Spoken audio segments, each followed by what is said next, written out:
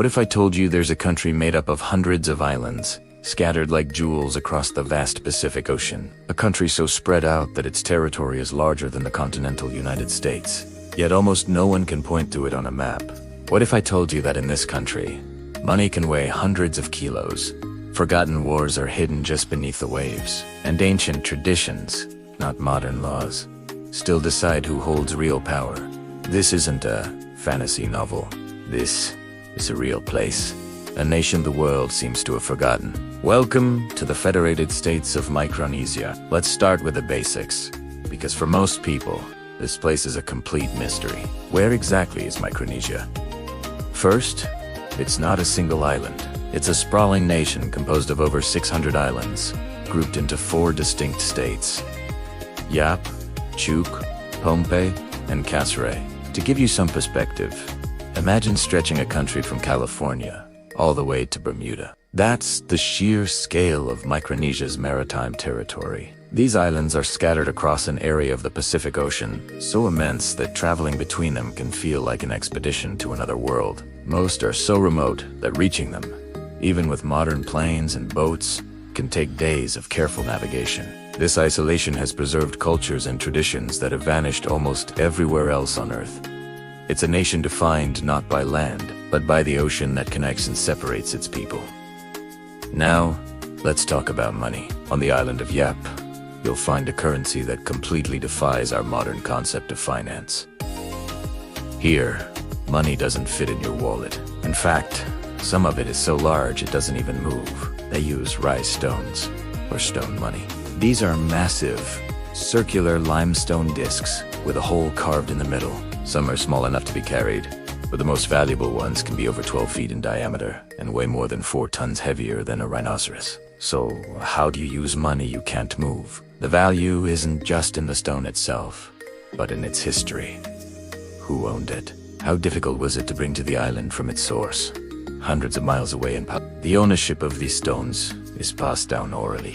Everyone in the village knows who owns which stone, even if it hasn't moved for a century. A stone's value might increase if a famous sailor died while transporting it. It's a system based entirely on collective memory and honor. Imagine closing a deal for a piece of land, and instead of a wire transfer, you simply announce that the giant stone disc sitting by the village chief's hut now belongs to someone else. That's business in Yap. But Micronesia holds secrets far darker than its unusual currency. Hidden beneath the tranquil, crystal clear waters of Chuuk Lagoon lies one of the world's largest and most haunting underwater graveyards. During World War II, this lagoon was the Empire of Japan's main naval base. In the South Pacific, their equivalent of Pearl Harbor, it was a fortress, thought to be impenetrable. But in February 1944, the United States launched a surprise attack called Operation Hailstone. Over 2 days, American forces unleashed a devastating assault, sinking more than 60 Japanese warships and over 250 aircraft. The ships went down with their full cargo hold, trucks, ammunition, and even personal items of the sailors on board.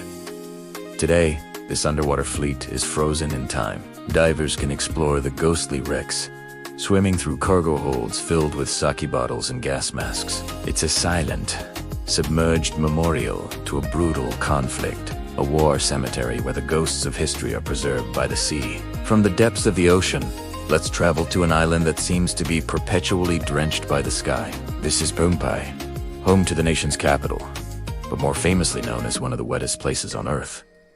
Rain isn't an event here. It's a constant presence.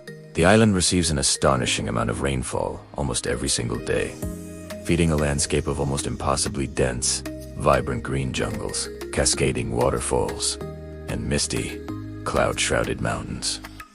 This constant rain has helped preserve one of the Pacific's greatest archaeological mysteries, the ancient city of Nan Madol, known as the Venice of the Pacific. Nan Madol is a sprawling complex of artificial islets built on a coral reef, crisscrossed by canals.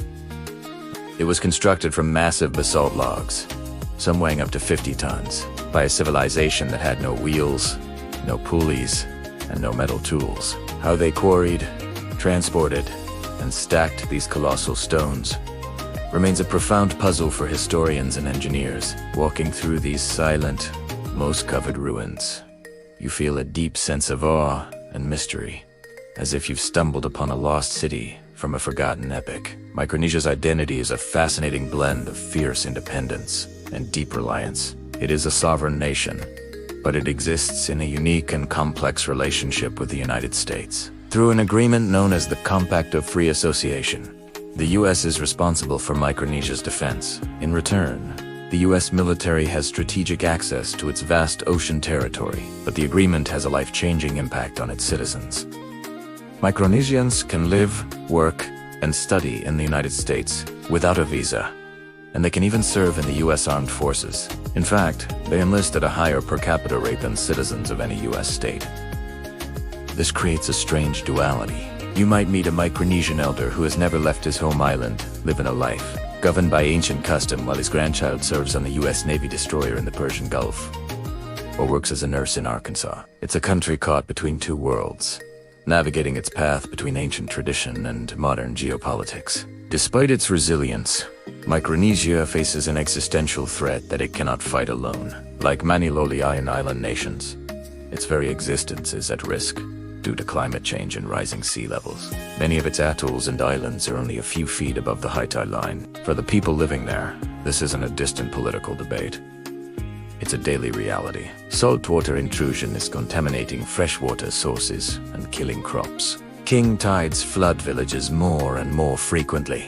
The erosion of coastlines is slowly eating away at the land their ancestors have called home for millennia. The question for Micronesia isn't just about preserving a culture, but about whether there will be a physical place for that culture to exist in the coming decades. The world's forgotten country is on the front line of a global crisis, its fate tied to the actions of nations thousands of miles away. Micronesia isn't just a place on a map, or rather, a place that's hard to find on one.